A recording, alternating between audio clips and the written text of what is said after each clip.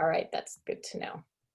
All right, so I'm going to talk about growing blueberries. And let's see, go to my, so here's a little bit about me. I'm hoping everybody can see okay still. So that's me in my front garden. That's actually my neighbor's house behind me. As I was saying, I'm a 4th year master gardener. So that means I've done the 3 years of interning. Oops, let me minimize that. And now I guess I'm in my first full year of being an official master gardener. The master title does make me nervous, but you know, I definitely love to garden, and my husband is also super involved in gardening as well. We moved here about 10 years ago. We live in Reston. We are in Reston, but we aren't in the Reston Association. There's some pockets of Reston where you're not in the homeowners association. So I have that on the bottom of the slide, but that definitely gives us a little bit of flexibility. Sometimes I wonder if, like, I don't really know, but I'm guessing sometimes you can't have a ton of pots of plants out on your patio if you need to keep a certain look for your HOA. But, you know, we have to abide by Fairfax County code rules, but we don't really have to worry beyond that. The picture shows me with my crazy allium. They were so big this year. So they're like the size, they were like up to my arms almost. And I still have the seed heads out there now. So we do live on the edge of Fred Crabtree Park. So we sort of are mostly shade, but we do have some sun. Sort of the front of the house, I'm like looking out my window, I'm facing like east. So this side of the house gets quite a bit of sun. As a general rule, we just like to try different things. I'm not really, I don't go for formal gardens. I'm sort of more of a natural kind of look. I'm willing to try things. If they fail, and I move on. You know, and that's just kind of how we sort of approach gardening. We know that this isn't the house we're going to retire in. We plan to retire to Canada. So we kind of look at what we do here as just trying things out and, you know, see what happens, and then we learn from it. We don't use a whole bunch of pesticides, herbicides in our garden. I have no judgment on people that do at all. It's just a personal choice. My husband and I are both chemical engineers by education.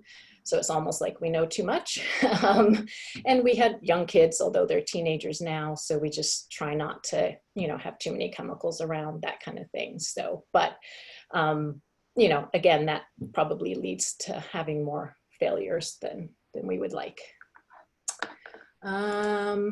So why grow blueberries? One of the things I really like about blueberries is they're actually native to this area. So it's not like you're sort of fighting Mother Nature in a way. So there's something, depending on the species, that you can find them naturally. They've been in, you know, in the area for a long time, and they're indigenous. Native Americans use them, ate them, use them medicinally. I think there's records going back to the 1600s of them sharing their knowledge with European settlers. So there's a lot of history and knowledge about blueberry species. One of the things I really like about them is you can grow them in the ground or in pots. So I'll show you kind of pictures of what we've done, but they're kind of flexible as far as how you can use them in your garden. They're relatively low maintenance. I'll get into that a little bit more. You kind of need to do a few things to get them started, and then you need to prune them a little bit, but that's really about it. And they also have beautiful fall color from the leaves. They turn like a bright red color. A lot of people actually have started using them as a replacement for burning bush, which is an invasive plant, although I have one on the edge of my driveway, which it's in my list of things to do to tackle it. But yeah, it does actually, it's actually kind of a pretty ornamental plant depending on what sort of look you're going for. And of course, the ultimate reason to grow blueberries is because they're delicious. I think I've got like a bowl right here. I don't have my video showing right now. So I just picked these this evening. But basically, the whole month of June, I'm out there picking fruit off of the bushes we have. So, you know, and I can get about a little bowl full. A lot of times they don't make it inside the house. I just eat them right off the bush. So, and yes, I should probably wash them first, but anyway, I'm all natural. So, so yeah, I feel like they're more delicious than what I buy at the store. You know, I especially feel like in the winter. Is your sound on? Oh, well, I can't get. Can you guys hear me? Yes. Can hear you, yes. All right, I'll keep going. I especially feel like in the winter when I buy blueberries, and I think they're from Chile or somewhere like that, they just don't quite taste quite as strong as what you can get just picking them off a bush yourself. They're also just really beautiful. So this is pictures from my garden, just watching them as the buds form. So it's sort of back in March. And of course, I was studying them a lot this year since I was at home, along with everyone else. You know, so the buds are gorgeous. They start coming out in March.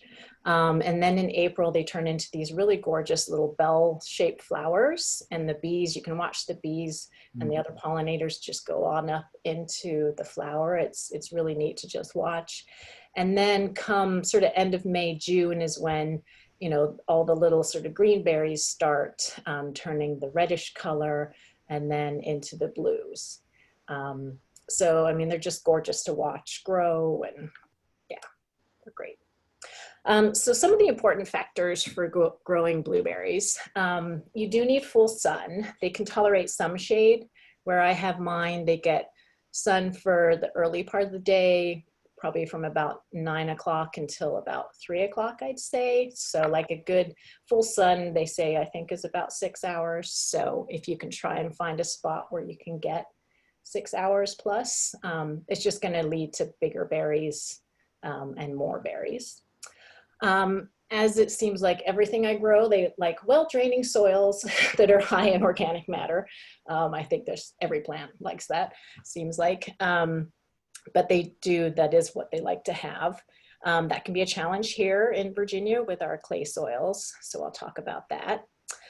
They are pretty shallow rooted plants, so it's pretty important to have a uniform and an even way of giving them moisture, of watering them, and making sure you're watering them consistently. It's also important to choose the right variety for your region and situation, and I've starred that because I'm going to go into that in further detail. They like really acidic soil, so I've seen various things, but right around a pH of 4.2 to 5.2. I think generally my garden is more like a pH of 6.5. Someone could correct me on that, but I think that's more what I generally see from soil tests. So they do like it more acidic than average for this area. And you do need to do some pruning. You don't have to, but it definitely helps to stimulate the plant over time and stimulate the amount of berries that you get. So let me go a little bit more in depth into choosing varieties. The best place that I've found to go to get information on this is the Virginia Cooperative Extension website. They have some really good documents. One's called, it's a specialty crop profile looking at blueberries. There's a blueberry variety field trial they did at Virginia State University where they tested, I don't know how many different varieties, and then they came up with the top ones. It's more for like production scale farms, but there's still things that we can learn from that. And then probably my favorite one is called Small Fruit in the Home Garden. They talk about blackberries and blueberries and various, but they have some really good information. But anywhere on that website, if you just type, I think there's a search bar at sort of the top right. And if you just put blueberry in, it comes up with just a wealth of information. So I highly recommend going there just to do research if you are interested in growing blueberries. But looking at that study that was done and looking at the Small Fruit in the Home Garden, they do have different varieties that they recommend. If you look at the top blueberry types for Virginia, there's Rabbit Eye, Southern High Bush, and Northern High Bush. There is also Low Bush, but they don't recommend that as much for Virginia. It seemed like the rabbit eye varieties are the most adaptable, so they're okay with some heat tolerance, whereas the southern high bush, they're more heat tolerant, but they start to bud sometimes quite early in the season, and then sometimes we get those sort of April, May, like late frosts, and then it ends up damaging the buds. So you definitely want to understand your specific, I guess, micro ecosystem in your, like I have some of mine up on a deck, so it might get a little cooler than the ones that are down on the ground. So that I might, take that into consideration when I'm choosing what variety to put where. And then northern high bush, they can tolerate low winter temperatures. So if we get a really cold winter, they will probably have a better chance of standing that. But if we end up getting a warm winter, they may not have enough chill hours to then actually bloom. So with the northern high bush is good for mountain areas where you need like a certain number of chill hours. It just depends on our winters. Sometimes we get that, sometimes we don't. So I would just recommend looking through all the different varieties that they have on there and choosing what you think would work best for your area. And then once you start choosing varieties, it's best to get 2 or more plants of the same variety, because then they can cross-pollinate, and that affects then how big the berries get. And also, if you're going to plant in containers, definitely go for more compact varieties. I can show you an example of one that I didn't do that very well on. So yeah, definitely, sort of look, they'll estimate what the full size of the plant will be. So definitely take a look at that when you're choosing a variety. And typically what you'll do is you'll plant, a lot of times what they sell is a 2-year-old plant. They're generally about 15 inches high. You probably won't get very many berries the first. So say if you planted in spring, you probably won't get many berries the next spring, but soon after that, you'll start getting more and more berries, and it reaches peak production in about 5 to 6 years, which is what I found. Mine are at about 5 years now, and they're definitely starting to get more berries on them. So choosing your variety is important, and then the acidity of the soil is also really important. They're in the Ericaceae family, I think is how you say it. And that includes rhododendrons, azaleas. If you have any of those in your garden, you know that they like high acid, low pH soil. There's some different things you can use to bring down the pH of your soil. There's sulfur, and any of these you can buy at a good garden center.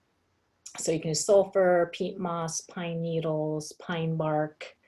There's some fertilizers that are more acid based, just based on what the fertilizer components they use are.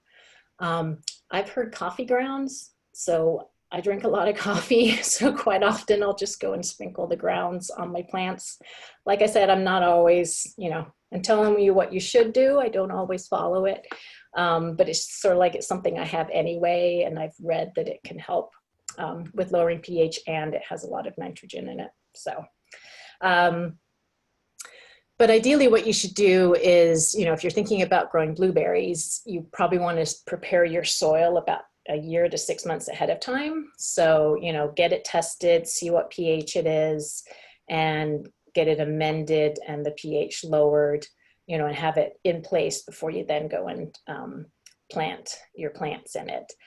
So sort of the best case scenario is you get your soil ready in the fall, and then you plant your plants in the spring. And you're probably all aware of this, but the Virginia Cooperative Extension has soil testing kits, and you just fill them out. It comes with a box and it tells you exactly how to do it by putting taking samples of soil and putting it into the box, and then you mail it off. And it's quite inexpensive, $10, and you can actually specify on there what you're trying to grow in that soil. And one of the choices is blueberries. And what it'll come back with is, like a detailed guidance on how you can regulate your pH of your soil based on the fact that you're growing blueberries. So it'll say add 5 pounds of sulfur, you know, so it gets very specific, so it can be very helpful. So I highly recommend doing that. So this is a little bit about our setup. So what I have is, this is up on our deck, and if you're looking at the plants, you're sort of facing southeast. So the sun's sort of going to come up and over and be coming from like the banister side, I guess, of the deck. So they are getting about 6 hours of full sun. I've got 5 pots. I cannot tell you the varieties. That is one of my learnings. We sort of started this 4 or 5 years ago, maybe more. My husband originally was sort of in charge of the fruit and veg side of the garden, and I did everything else. So sort of between like the two of us, yeah, I couldn't tell you what the varieties are, that's one of my learnings, and I'll go into it at the end. But, you know, there's 2 of the plants that I really like, and I love the flavor of the blueberries on them, but I don't know what they are. You know, so if I wanted to go buy another one of those plants, it would be challenging. So, so there's tip number 1. But anyway, I like doing blueberries up on the deck because at least up until last fall, we didn't have a fence, so deer would just come in and eat them. Whereas if they're up on the deck, they're protected from the deer. We don't get a whole lot of berry loss from birds. I think it's partly because we're pretty close to the house, so maybe that sort of intimidates them away.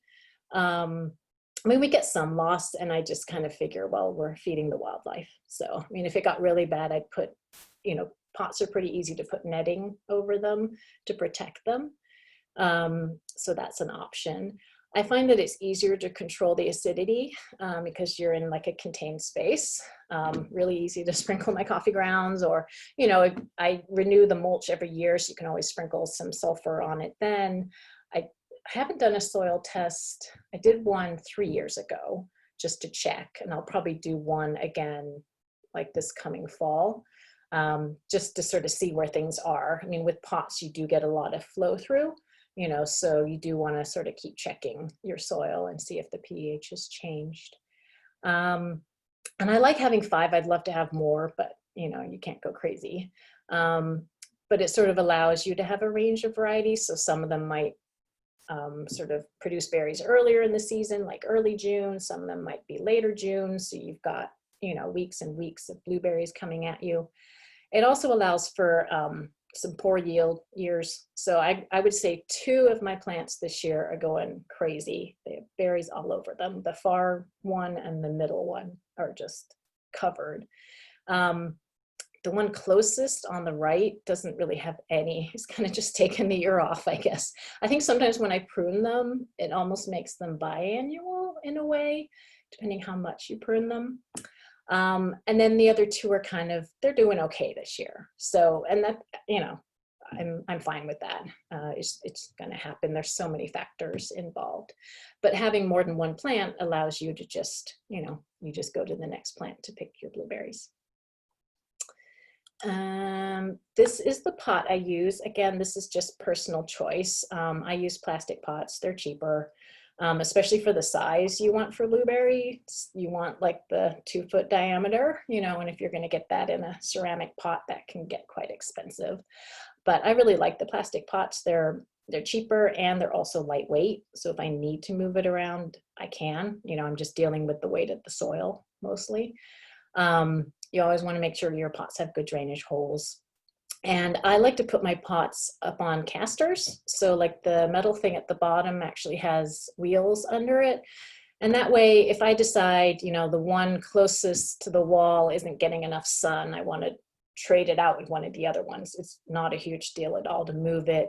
If I want to spin each individual pot, I can. You know, if I want to rotate it to make sure the backside's getting sun, you know, it just gives me flexibility. It also raises it up off the deck. We have the Trex deck, so it's pretty good at weathering, but still it really helps if you have it up off of it, just for the general condition of the deck over time. Okay, what's next? Oh, and then this is what we have in our pots. I used a 50-50 mix of peat moss and potting soil. the peat moss actually helps with the acidity, and so that's what I used. And then I always add a layer of mulch on top. Most years I then add more on. I also add some compost. I don't really use fertilizers a whole lot. I mostly rely on compost as adding nutrients to the soil. And then I hooked up drip irrigation, so it goes along between each pot. It's like one line, and then it has each one of those with the red tip. And then I have like a pressure regulator, because if you have it straight done to your, your faucet coming out of your house, it's too much pressure. But you can buy kits at garden centers, and it's a little fiddly to put together, but it definitely helps as far as keeping that moisture even, which is so important, especially for new plants. I haven't had to do it much with all the rain we've been having. So, if I know we haven't had rain in like 3 or 4 days, then I'll put it on for, 5 or 10 minutes. So I just kind of do it by feel. I'll feel and see if the soil feels dry, then I'll water. The other setup we have, and this is a terrible picture, but we also have 2 plants down in what we call our farm. So we have, it's a pretty big area. We have about 600 square feet on the side of our house. So it's looking out this way, that we fenced in, and we put in sort of raised beds for growing veggies and fruits. Again, this was originally my husband's part of the garden, and I did the rest. But he gets busy, I help out. There's 2 blueberry bushes down there. It's sort of the more bluish green colored plants. One is at like the bottom right, and then sort of just going up from that is another plant. It's behind the pear tree, so it's hard to see.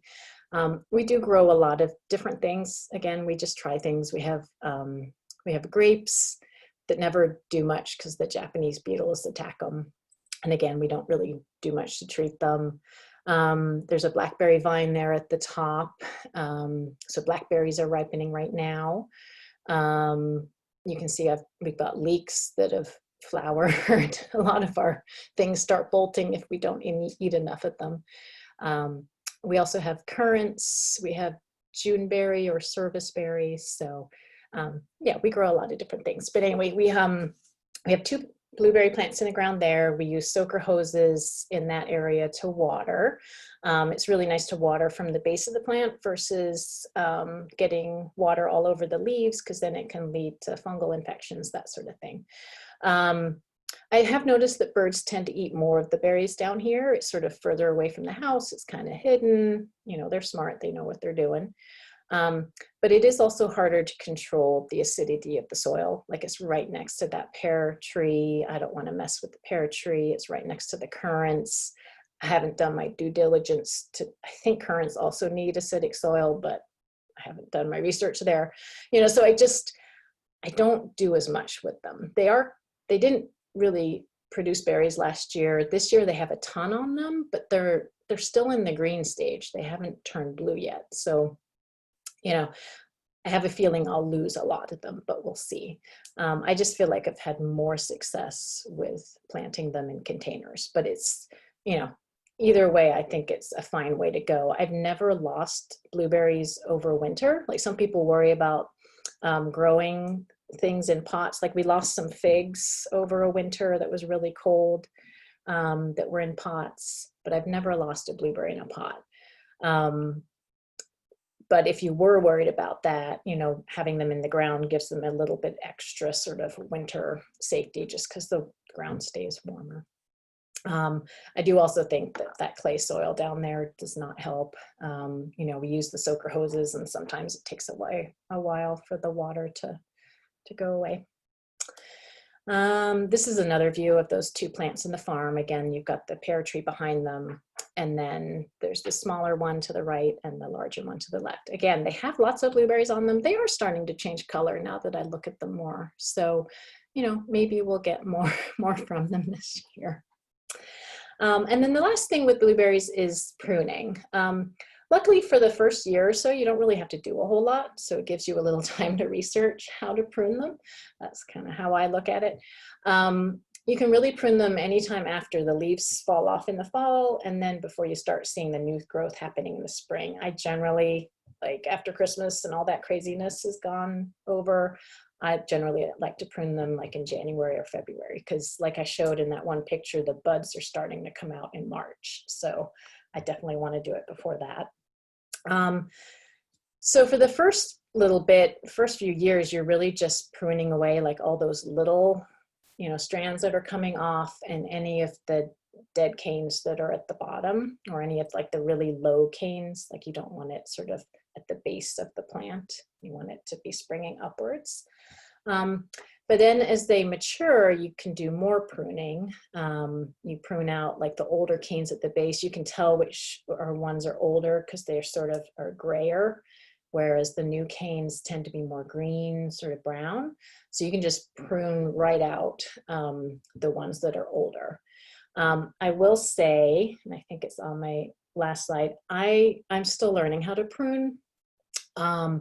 I tend to be kind of timid about it, and you can sort of see the furthest blueberry bush to the left is way too big. I didn't prune it enough. I remember like walking around it and looking at it, and I just didn't want to because it looks so healthy. And I get very timid about cutting off portions of my plant. I think in my head, I think it's not going to come back, but now I regret it because I've got this really tall plant inside of a pot that, it's going to outgrow. And, now what do I do next winter when I'm going to prune that? How far down do I bring it? So I definitely will say I'm still learning on that. Just read up as much as you can. I am always learning. Yeah, so these are the overall learnings for me. Choose the blueberry varieties carefully, put some planning into it before you start. If you're going to do them in pots, definitely look for the more compact varieties. You can prune them, obviously, more rigorously than I do, and that helps. But I would go with the smaller, more dwarf kind of varieties. 2 or more helps of each variety for pollination. Keep a record, like I didn't. So if you have one that you really like the flavor of, then you can get more of that one. Let's see. Don't be too timid when pruning. You are going to lose berries to birds. It's just inevitable. I think squirrels as well eat some of mine. Again, I don't really lose that many, and I don't do bird feeders, so I kind of figure, hey, this is my way of feeding the birds. You can always cover it with a net if it gets to be too much. And kind of be careful as you pick. The very ripe berries, I'll go back to this first picture. The very ripe berries will be right next. So the deep blue ones will be right next to the green ones. And as you're pulling the blue one, a lot of times the green one will fall off too. And you're like, no. So especially if your kids are going to be helping you, which mine like to do, just be very careful as you're twisting it off and taking it off. Just be gentle. And let's see, what's this? Oh, and there's my references. So again, all the documents on the Virginia Cooperative Extension website are great. There's so much knowledge there. And then these are just another couple readings that are wonderful, reading about the history of the blueberry. And then my last thing I'll just say is I'm sort of an amateur artist. So I'd love to draw things in my garden. So I've drawn blueberries. I didn't quite get that lovely sort of white bloom on them, but it's always fun to try. And then we also make a lot of jam out of the things we make in our garden. It's hard to make jam out of blueberries just because you need a lot of them to make one batch. So a lot of times we will mix them with other things that we're growing. So we also have some peach trees in the garden and some currants. So we made a batch, I guess, last year where we combined them all together. So I think that's it. Any questions?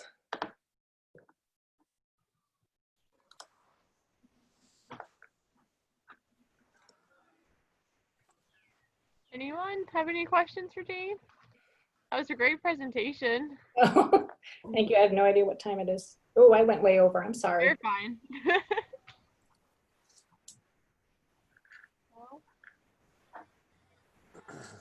I love that picture you drew. It's very pretty. Oh, thank you. Jane, Is do you that- need a male and a female bush? You know, I don't think you have to worry about that. I think yeah, I think you don't have to worry about this. Not like I was thinking about winter berries, like where they're dioecious or however you say it, where you need female plants and male plants. I think with blueberries, you don't have to worry about that. Certainly it didn't come up when I researched it. And a lot of them are self-pollinating, you know, so as far as having to have two varieties, I don't, you know, depending on the specific variety, you don't always have to. But there's definitely indications that having more than one of a variety helps with the getting bigger berries and having more berries. So on the lower garden, how do you protect the fruits that you grow? we have I guess there's that fence at the back there, but over on the left side, we sort of use that netting. It just goes on the sides. It doesn't go on the top. And that was really just to protect it from deer. So squirrels still get in there, raccoons get in there, chipmunks. We have a lot of chipmunks, birds. So we do, like, I know we lose, especially some blackberries. And you know, pears, we have one pear growing on that tree, so I can't say, I mean, maybe it'll eat it, but, and our apple trees have never done that well because we don't spray them, and you kind of need to spray apples. So yeah, we just have the netting around it for the deer. Right. So you sort of look at it as your contribution to the animal neighborhood. Pretty much, yeah. I mean, with our peach trees, we have 2 peach trees, and we basically just watch the squirrels running along the fence, you know, with one in their hands, and then and all over the, you know, ground underneath the peach trees, little peaches, because they're still hard, with one bite taken out of them. It's like, no, they weren't ripe, they were hard. So we just, you know, we kind of take what we can.